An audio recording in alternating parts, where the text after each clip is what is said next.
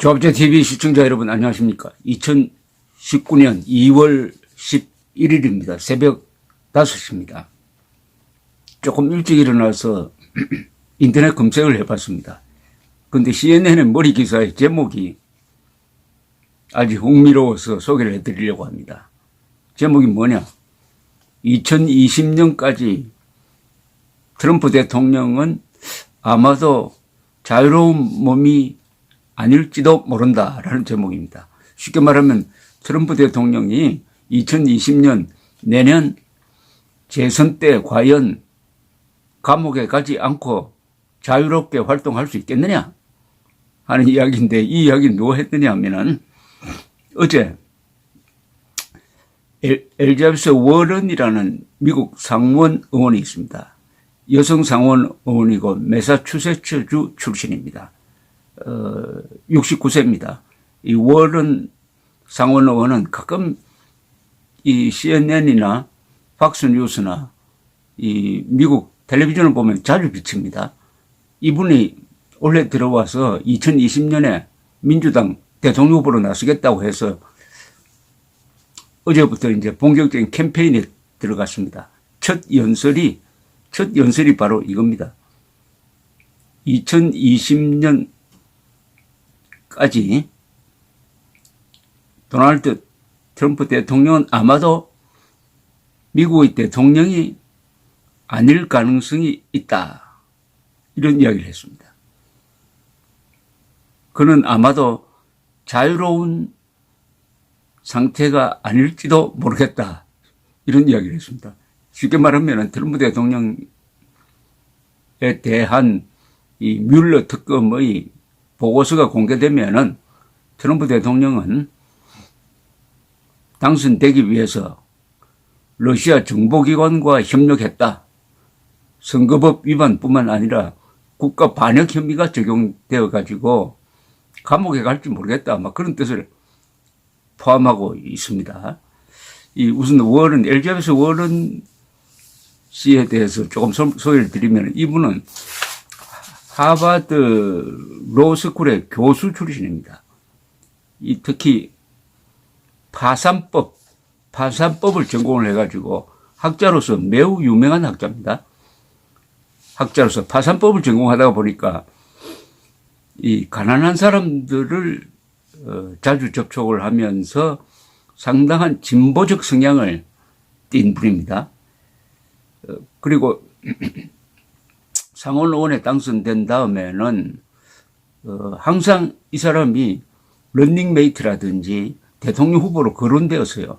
2016년 힐러리 클린턴의 런닝메이트로도 거론이 되었지만, 그렇게 되면 여자가 2사람이나 되니까 이렇게 해서 빠졌습니다. 그 이후에도 워낙 이분이 실력이 있고 말을 잘해요. 말을 또 오늘 말처럼 말을 직설적으로 하는 분인데, 어쨌든 이 민주당 안에서는 왼쪽으로 분류되는, 그렇다고 사회주의자는 아니고 왼쪽으로 분류되는 사람입니다. 이 사람이 어제 첫 유세라고 보면 되죠. 첫 유세를 하면서 이런 이야기를 했습니다. 지금 미국은 매우 위험한 순간에 있다. 2020년의 선거 결과가 우리나라의, 그리고 우리 국민들의 나아갈 방향을 결정할 것이다. 그러면서 트럼프 대통령의 트윗 정치를 이렇게 비판을 했습니다. 매일 트럼프 대통령은 인종차별적인 글, 그리고 정오에 가득 찬 글, 그리고 어둡고 더러운 트윗을 날리고 있다. 이렇게 날리고 있다. 그러면은 우리 같은 후보들, 그리고 활동가들, 그리고 언론은 이런 사태를 어떻게 해야 되겠느냐?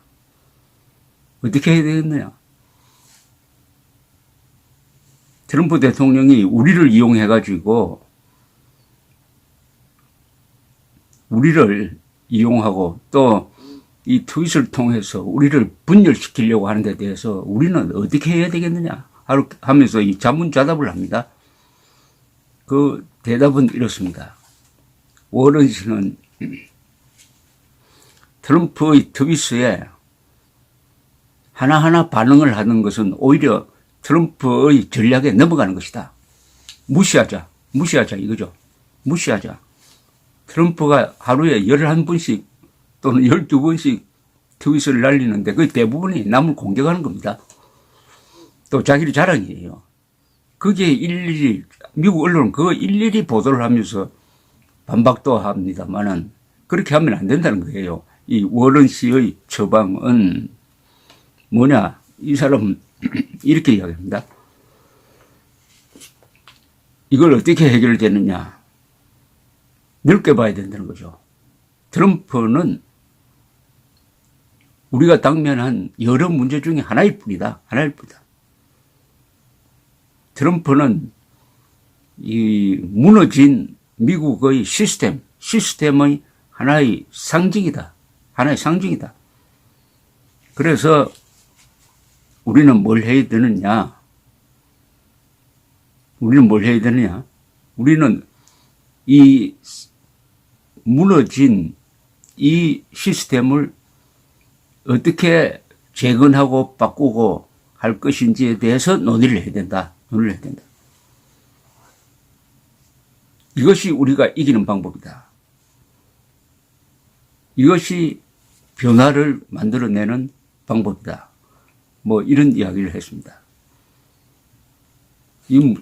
우리나라에도 좀 해당될 것 같은데 문재인 정권이 지금 하고 있는 일 일일이 대응하다가는 문재인 정권이 잘못하는 것을 일일이 따라가면서 대응을 하다가는 우리 인생이 허비될 것 같아요. 그러니까 이 워런 씨의 이야기대로 이것은 자유민주주의 시장경제를 시스템으로 하는 대한민국에 큰 약점이 있다. 그 중에 하나가 문재인이란 존재다. 그러니까 문제를 더 근원적으로 보면서 어떻게 하면 이 시스템을 바꿀지를 한번 고민해 보자. 이런 이야기하고 비슷합니다. 이 워런 씨는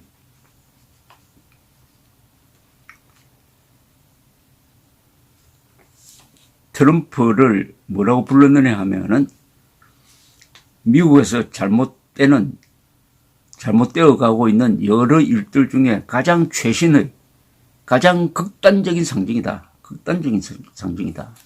이렇게 규정을 했습니다. 제일 처음에 나오는 이 법학 교수가 한 말이 아주 실감이 나네요. 2020년 전에 트럼프는 감옥에 갈지 모른다.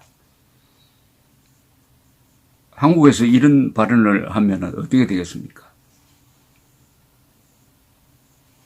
이 어마어마한 충격적인 발언인데 미국에서는 미국 정치인들 사이에서는 이 정도의 발언은 한국처럼 망언으로 규정되지 않습니다. 직격탄을 날리는데 문제는 거기에 법적 또는 사실적 뒷받침이 있어야 되죠. 근데 아주 인자하게 생긴 분입니다. 이분 안경 낀 나온 건데 아주 인상이 조용한 같이 보이는데 아주 강한 이야기를 했습니다. 우리도 이제는 문재인 정권에 대해서 어떤 표현을 할지를 한번 따져봐야 됩니다. 문재인 정권에 대해서 가장 강력했던 표현은 최근 황교안 씨가 말했던 무덤 속에 있어야 할 철학이 다시 국정을 흔들고 있다. 주사파 출신들이 청와대, 국회 그리고 정부를 장악하고 있다. 이 표현이었습니다. 그러니까 주사파 정권이라는 이야기입니다. 줄이면은. 근데 주사파는 무슨 학문이 아니에요. 주사파는 무슨 염세파라든지 무슨 실존주의파라든지 뭐 신룡주의파라든지 하는 이 철학의 파가 아닙니다. 주사파는 주체사상파라는 이야기인데 주체사상은 김일성 숭배 이론이죠. 그러니까 김일성주의자라는 이야기입니다. 그리고 황교안 씨의 말을 다시 한번 번역하면은 김일성주의자들이 정권을 잡았다는 이야기입니다. 이렇게 이야기해야 사람들이 정신을 번쩍 차리지 않을까요? 그런데 김일성주의자들이 정권을 잡았다? 아니, 대한민국의 김일성주의자들이 정권을 잡을 수가 있습니까? 그렇다면은 국민들이 집단적으로 속았나? 민주투사인 줄 알고 뽑았더니 김일성주의자들이더라. 이렇게 되는 거 아닙니까? 그러면은 그 뒤에 대책은 뭐죠? 선거를 통해서 뽑혔다. 그럼 김일성주의자들이 과연 공직에 취임할 수 있느냐? 그 다음에 김일성주의자로 밝혀진 다음에는 어떻게 하느냐? 민주투사인 줄 알았는데 김일성주의자로 밝혀졌다. 그럼 우리는 어떻게 할 거냐? 그럼 공안검사가 나와서 수사를 해야 되느냐?